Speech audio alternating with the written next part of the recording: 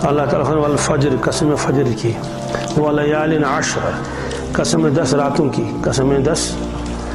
مفسرین کرام نے اس کے بارے میں مختلف اقوال بیان فرمائے ہیں، لیکن راجح قول یہ ہے یہاں مراد ہے ذی الحجہ کی 10 راتیں، ذی الحجہ کی ان راتوں کی قسم اللہ تعالیٰ نے کھائی ہے۔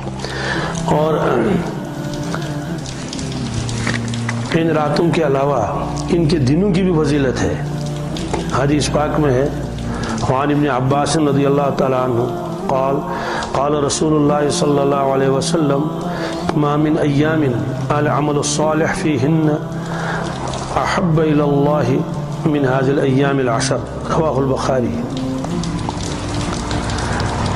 فرمایا کہ 10 دن ہیں ذی الحجہ کے، اللہ تبارک تعالیٰ کو اس میں اعمال صالحہ اتنے محبوب ہیں، دوسرے دنوں میں اتنے محبوب نہیں ہیں۔ ان 10 دنوں اور 10 راتوں کی فضیلت ایک روایت میں ہے کہ ہر رات کی عبادت شب قدر کے برابر میں ہے، ہر رات کی عبادت شب قدر کے برابر ہے، یہ ترمذی شریف کی روایت ہے۔ اور ہر دن کا روزہ 1 سال کے برابر ہے، ذی الحجہ کے جو پہلا عشرہ ہے۔ 9 دن تک تو روزہ رکھ سکتے ہیں اور 10ویں تاریخ کو روزہ نہیں رکھ سکتے، کیونکہ وہ تو اس دن قربانی کرنی ہے۔ سال میں 5 دن ہیں، ان میں روزہ رکھنا حرام ہے۔ کتنے دن؟ ایک تو پہلی شوال کی پہلی تاریخ، اس میں گویا کہ اللہ تعالیٰ دعوت فرماتے ہیں کہ رمضان ختم ہو گیا اس لیے آپ جو ہے وہ آپ افطار کر لو، دن میں کھا لو کچھ۔ ہاں دوسرے شوال سے آپ روزہ رکھنا چاہیں رکھ سکتے ہیں، لیکن پہلے شوال کو نہیں۔ ایک دن تو یہ ہے۔ دوسرا ذی الحجہ کے 4 دن، کتنے؟ ذی الحجہ کے 4 دن ہیں، ان کو ایام تشریق بھی کہتے ہیں۔ تو اس میں ایک تو ہوتا ہے 10 ذی الحجہ، 11 12، ان میں تو قربانی بھی ہوتی ہے اور ان میں روزہ رکھنا بھی کیا ہے؟ ممنوع ہے۔ اس کے بعد 13 ذی الحجہ، وہ بھی چونکہ ایام تشریق کے ساتھ شامل ہے اس لیے 13 ذی الحجہ کو بھی روزہ نہیں رکھ سکتے ہیں۔ کل ملا کر 5 دن ہو گئے کیا؟ اور یہ جو 4 دن ہیں ایام تشریق کے، ان کے شروع میں اور 1 دن بڑھا دیجئے 9 ذی الحجہ کا، اس میں تکبیر تشریق پڑھنی پڑتی ہے فجر کی نماز کے بعد۔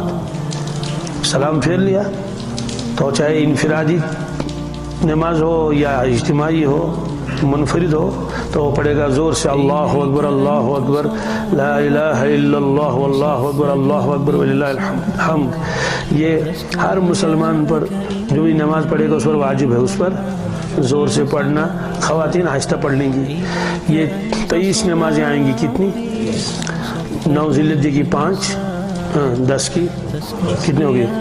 10، 11 کی 5 اور 12 کی 5 20 اور 13 کی 3 نمازیں عصر سمیت، عصر۔ تو یہ کل 23 نمازیں ہیں۔ ان نمازوں کے بعد تکبیر تشریق ایک تو پڑھنا واجب ہے زور سے، چاہے اکیلے نماز پڑھے آدمی چاہے جماعت کے ساتھ۔ حتیٰ کہ اگر کسی کی رکعت چھوٹ گئی ہے، ظہر میں آپ کی 2 رکعتیں چھوٹ گئیں، بھائی امام صاحب نے سلام پھیر لیا، مقتدی نے سلام پھیر لیا اور وہ زور سے پڑھ لیں گے اللہ اکبر اللہ اکبر لا الہ الا اللہ واللہ اکبر اللہ اکبر الحمد۔ سوال ہے کہ آپ تو ان کے ساتھ نہیں پڑھ سکتے ہیں، اسی کہ آپ کی 2 رکعتیں چھوٹ گئی ہیں نا، آپ تو اپنی رکعتوں کو پورے کرنے کے لیے کھڑے ہو گئے، لیکن جب آپ اپنی سلام پھیریں گے تو آپ کے اوپر بھی واجب ہے آپ زور سے پڑھ لیں تکبیر تشریق۔ اس میں بڑی کوتاہی ہوتی ہے، اسی لیے مسائل کا سیکھنا یہ بہت بڑی عبادت ہے۔ ایک روایت میں ہے اللہ کے نبی صلی اللہ علیہ وسلم نے حضرت ابو ہریرہ رضی اللہ تعالیٰ عنہ سے فرمایا، ابو ہریرہ اگر تم دین کا شریعت کا ایک مسئلہ سیکھو، ایک مسئلہ، اور اس وقت اس پر عمل کرنا ممکن نہ ہو، کیا اس وقت اس پر عمل کرنا؟ جیسے آج غلام اور باندی کے مسائل ہیں قرآن پاک میں، بالکل ہیں، حدیثوں میں بھی ہیں، آج بھی پڑھتے پڑھاتے ہیں غلاموں کے مسائل اور باندیوں کے مسائل، کہ غلام کے یہ حقوق ہیں، غلام کے ساتھ یہ معاملہ کرنا چاہیے، اور اگر غلام فلاں گناہ کرے گا تو اس کو اتنی سزا ہے۔ قرآن پاک میں حدیث میں پڑھاتے ہیں، پڑھتے پڑھاتے ہیں، حالانکہ اس وقت دنیا میں کسی غلام کا وجود ہی نہیں۔ تو فرمایا کہ اگر اس مسئلے کے اوپر عمل کرنا ناممکن ہو، کیا ہو؟ انہیں نام عمل ہی نہیں کر سکتے اس پر. پھر بھی آپ کو ایک مسئلہ سیکھنے میں 1000 نفل رکعت پڑھنے کا ثواب ملے گا. کتنا؟ 1000 نفل رکعت پڑھنے میں جتنا ثواب ہے اتنا ثواب آپ کو ملے گا وہ ایک مسئلہ سیکھنے میں. اب اندازہ لگائیے اگر وہ مسئلہ ایسا ہے جس پر عمل کرنا ہے، جیسے ابھی آپ قربانی کریں گے اس پر عمل کرنا ہے، جیسے میں نے ابھی بتایا تکبیر تشریق، اور جب وہ دن آئیں گے تو عمل تو کرنا ہی پڑے گا. اس پر کتنا ثواب ہوگا؟ بہت ثواب. اس لیے لوگ مسئلے مسائل کی طرف کم دھیان دیتے ہیں، اس کو سمجھتے ہیں کوئی زیادہ ضروری نہیں ہے. تو جب علم ہوگا تبھی تو عمل کرے گا.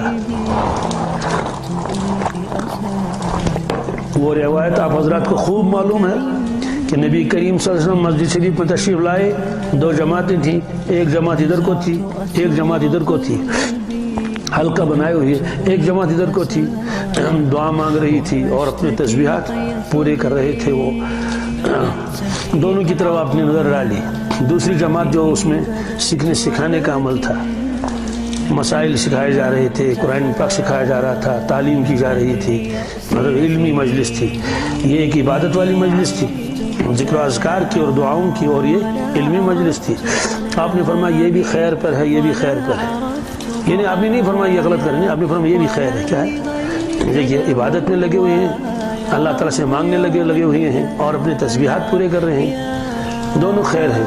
البتہ آ کے یہاں تشریف رکھا جہاں تعلیم و تعلم ہو رہا تھا، فرمایا کہ البتہ میں بیٹھوں گا ان میں.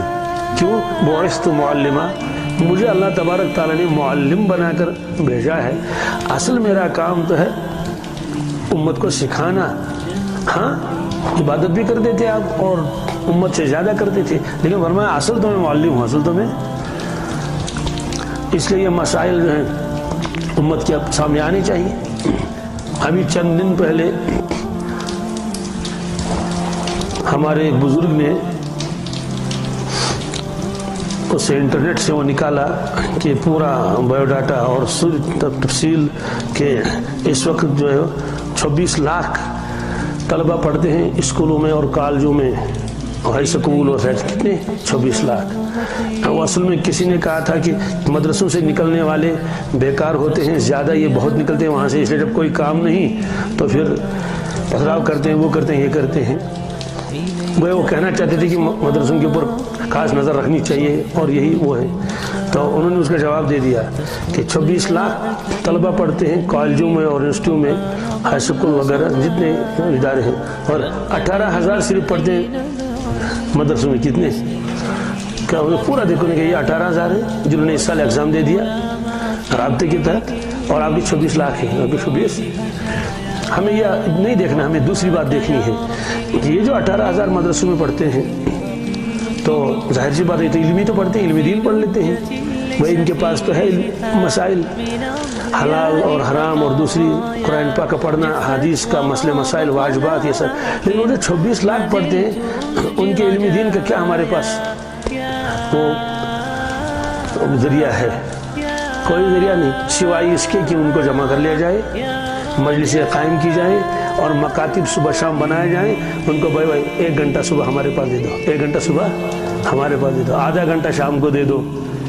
اس لیے کہ جن کالجوں میں آپ پڑھ لیتے ہیں وہاں قال اللہ قال رسول اللہ صلی اللہ علیہ وسلم کا کوئی چپٹر نہیں ہے، وہاں والدین کے حقوق بیان نہیں کیے جاتے ہیں، وہاں تقوی اور پرہیزگاری اور آخرت اور توحید اور رسالت اور معاد کا کوئی چپٹر ہی نہیں، کوئی کتاب ہی نہیں ہے. میرے بچپن میں تھی مبادی دینیات، کیا یہ تھا مبادی دینیات پڑھاتے تھے، اور اس طرح کی کچھ اور کتابیں تھیں، وہ تو سب پھر سلیبس سے اس کو نکال دیا گیا. تو یہ ہے کہ مسائل معلوم نہیں ہوتے ہیں، اس لیے آدمی عمل کیسے کرے گا جب مسئلہ ہی پتہ نہیں ہے. یہ میں نے اس لیے بتا دیا کہ سلام پھیرنے کے بعد کیا اس شخص کو جس کی رکعت چھوٹ گئی تھی 1 یا 2، تو جب وہ اپنی سلام پھیر لے گا اس پر واجب ہے کہ وہ زور سے تکبیر تشریق کہے، اللہ اکبر لا الہ الا اللہ واللہ اکبر اللہ اکبر وللہ الحمد. اب اجتماعی تو ہم پڑھ لیتے ہیں، بھائی امام صاحب نے بھی پڑھ لیا اور مسجد والوں نے پڑھ لیا، ہم نے بھی پڑھ لیا، لیکن جب ہماری نماز رکعت چھوٹ جاتی ہے اس وقت دیکھنا ہے کہ ہم نے پڑھا یا نہیں پڑھا، تو دھیان ہی نہیں جاتا اس کی طرف.